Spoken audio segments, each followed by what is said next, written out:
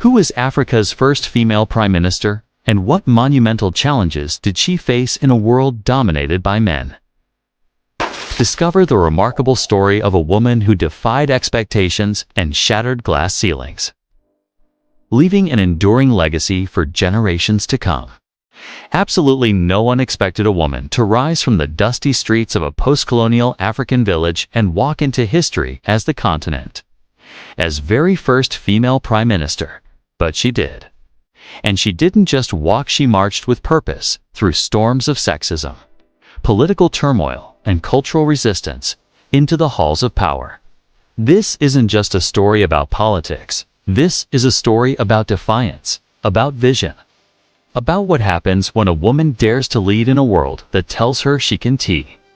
She was born in a time when girls were told to dream smaller. Her village, nestled in the quiet folds of a newly independent African nation, buzzed with stories of war heroes, male warriors, and freedom fighters, always men. Her name barely stirred attention in classrooms, where boys were groomed for greatness while girls were trained to serve. But from an early age, she noticed something. Silence wasn't her strength. When a teacher dismissed her ideas, she spoke louder. When boys mocked her for excelling in science and history, she studied harder.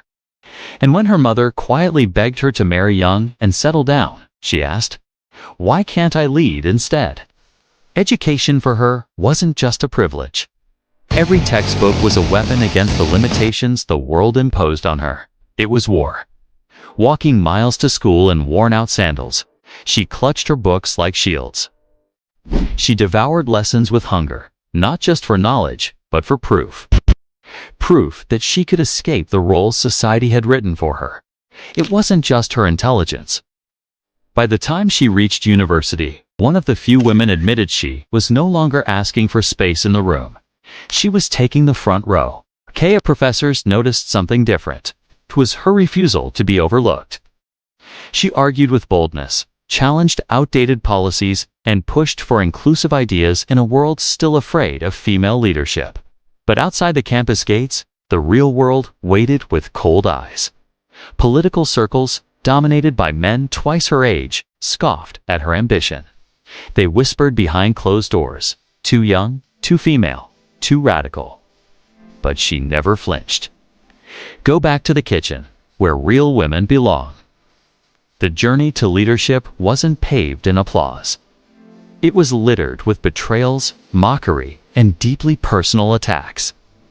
In one now famous moment during her early campaign days, a male opponent publicly told her she smiled. Not out of politeness, but because that one sentence told her she was exactly where she needed to be. A threat.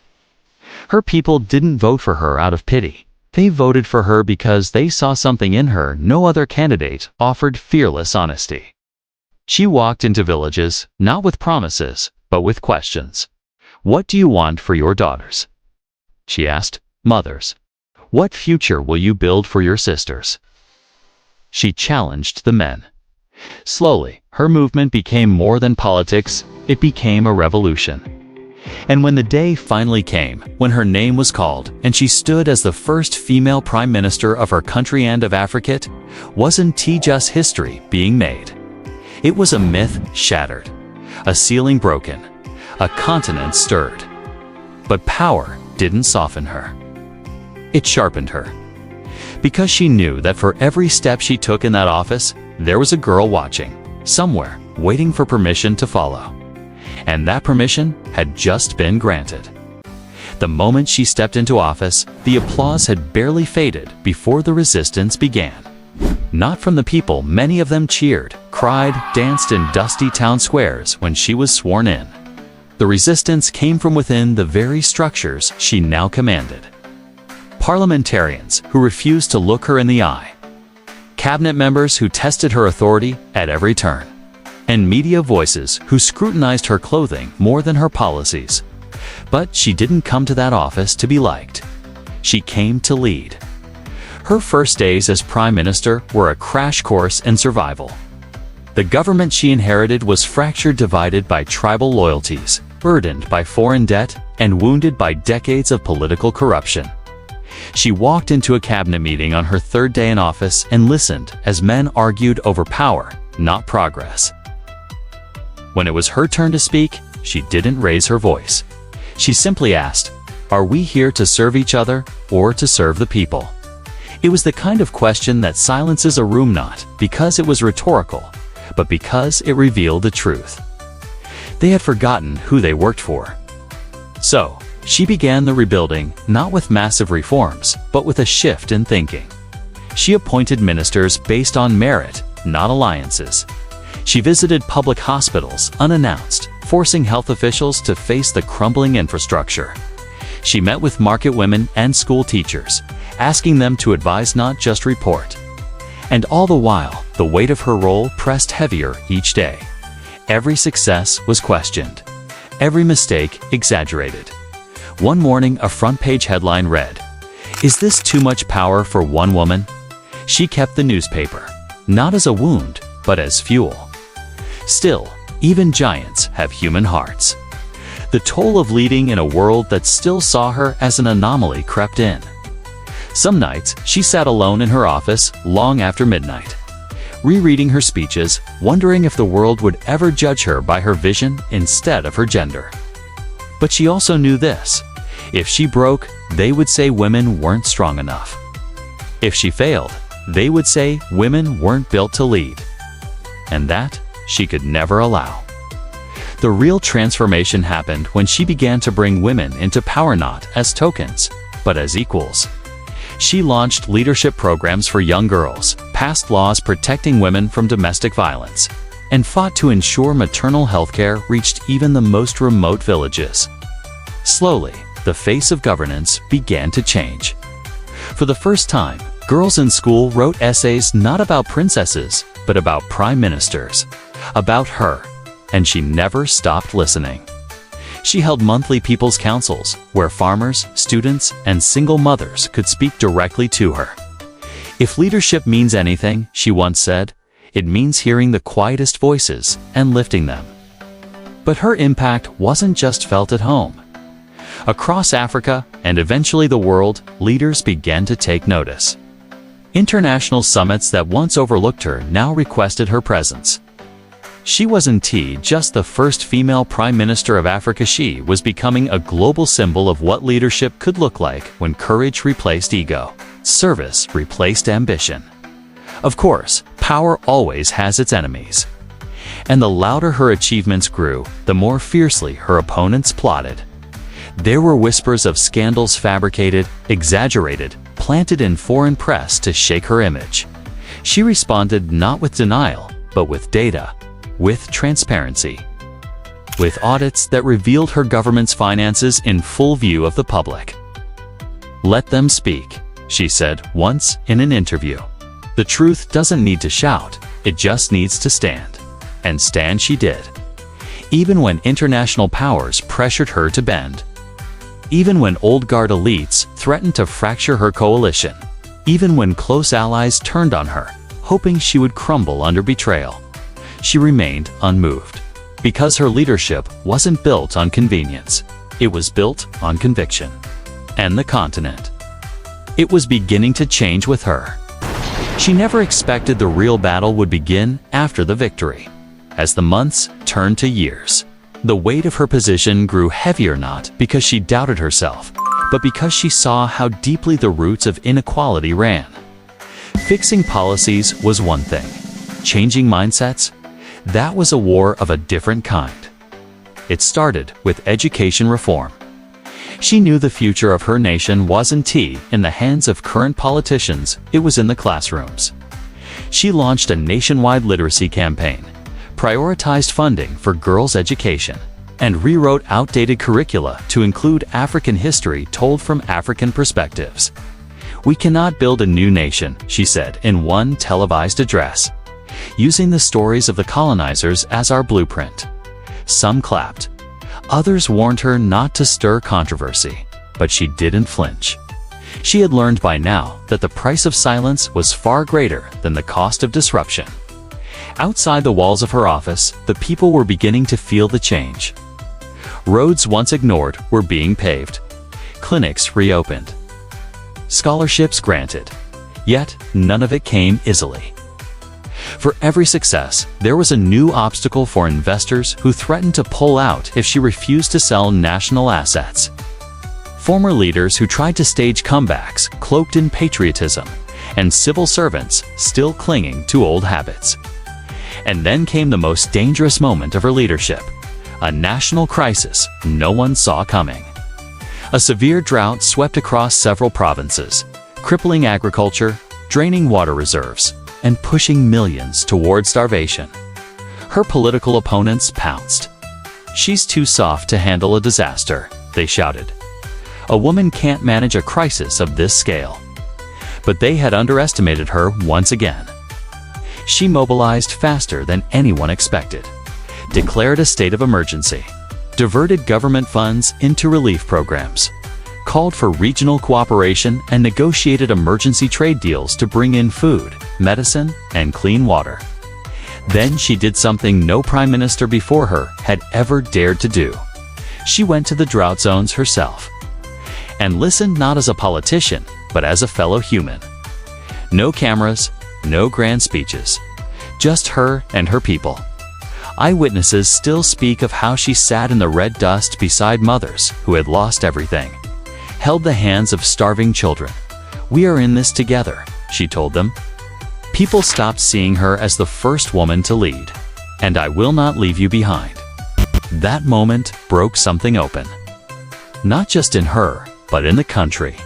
They started seeing her as the leader, full stop. And yet, behind the scenes, the political knives were sharpening. Some of her closest allies had grown restless, eager for a return to the old ways where power meant wealth, not service. Rumors of a coup circulated in hushed tones.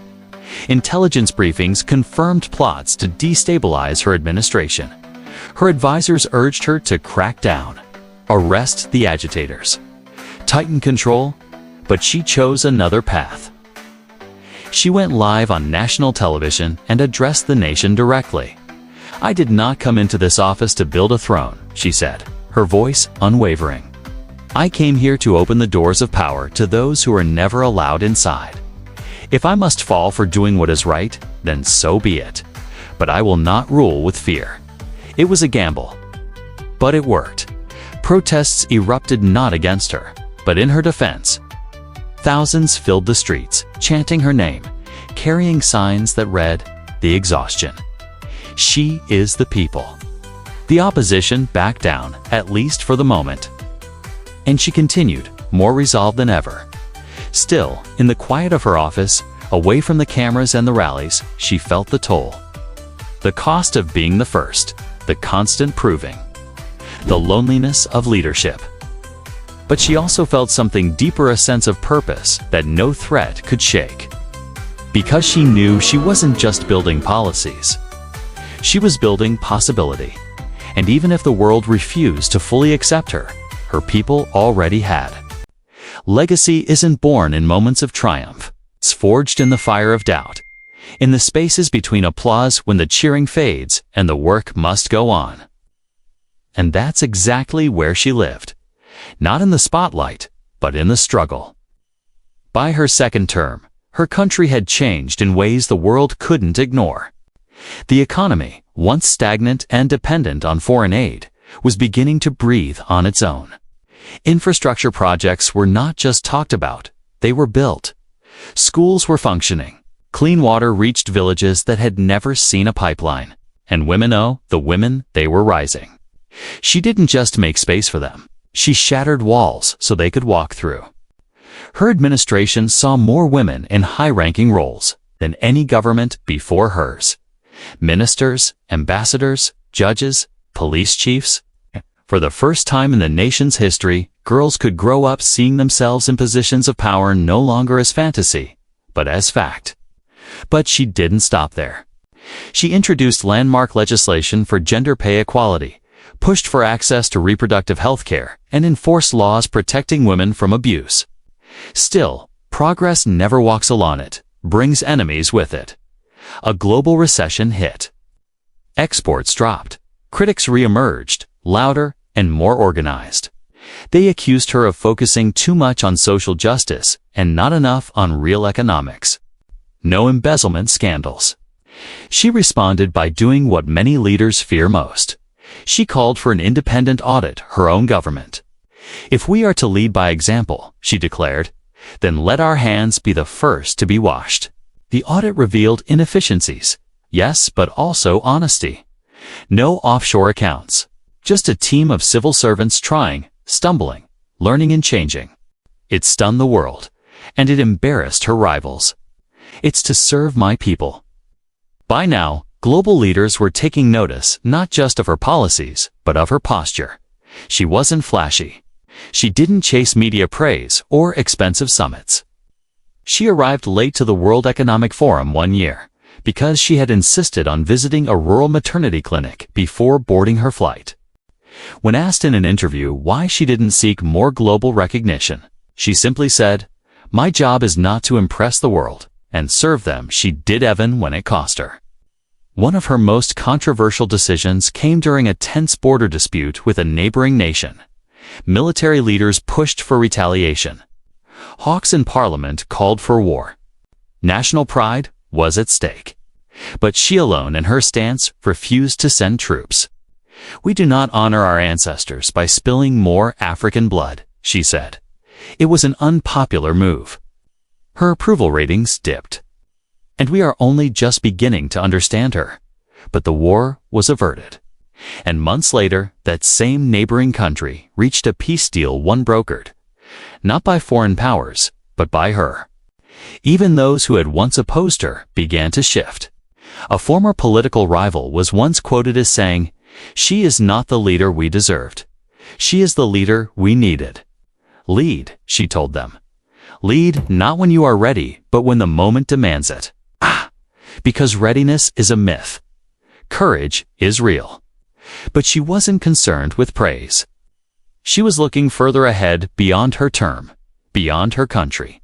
She began mentoring a new generation of African leaders, young, bold, grounded in community, and unafraid to imagine a continent no longer defined by dependency or division. And she started speaking more directly to the youth. Universities welcomed her not just as a leader, but as a symbol. By now, the world had given her every title. The Iron Lady of Africa. The Mother of a New Republic. The Silent Storm. But she didn't care for any of them, because titles fade. What mattered to her was the girl in a classroom somewhere in a forgotten village, who no longer whispered when asked about her dream, who now stood up and said, "I want to be Prime Minister," because she had made it possible. There's a moment in every great leader's life when they realize the legacy they leave behind. I Sen. T written in stone walls or statues at S, carried in the hearts of the people. She never asked for power. She never lusted for the spotlight. All she ever wanted was change.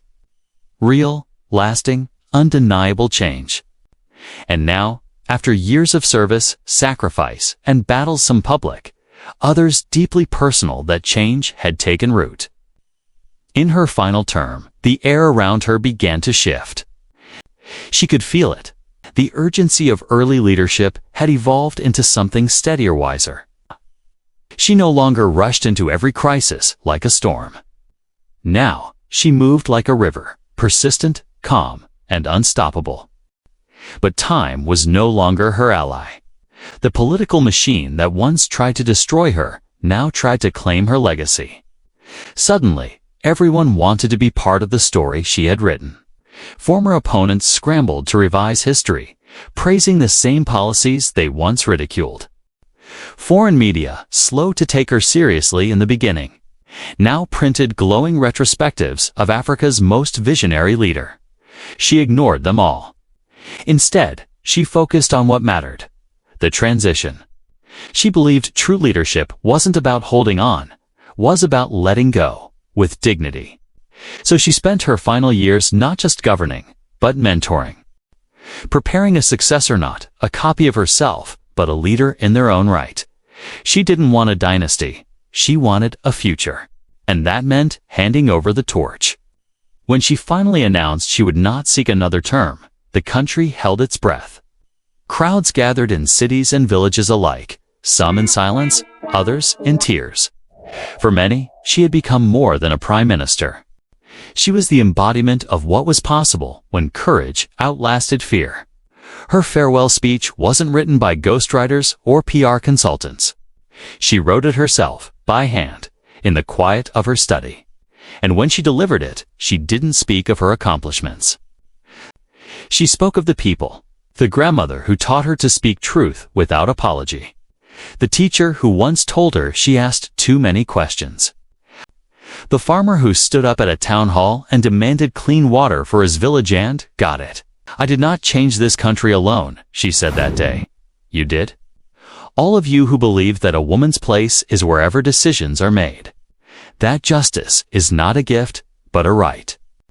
That leadership must be earned, not inherited. If I've done anything at all, it is because I stood on your shoulders." There was no grand parade, no towering golden statue. She left office quietly, with only a small guard escort and a worn leather bag under her arm. But her story didn't end there. Even in retirement, she remained a force traveling across Africa, speaking at universities, training young leaders, and advocating for Pan-African unity and gender equity. In one viral clip, a student once asked her what the most important lesson of her journey had been. She paused for a moment, smiled, and said, "That leadership is not about being the first. It's about making sure you're not the last." And that's what she did. She broke open the gates and made way for a generation, not just in her country, but across a continent. So when people speak of her now, they don't say she changed history. They say she changed direction. Because in a world that told her to wait her turn, she made her own path. And now, millions are walking it behind her.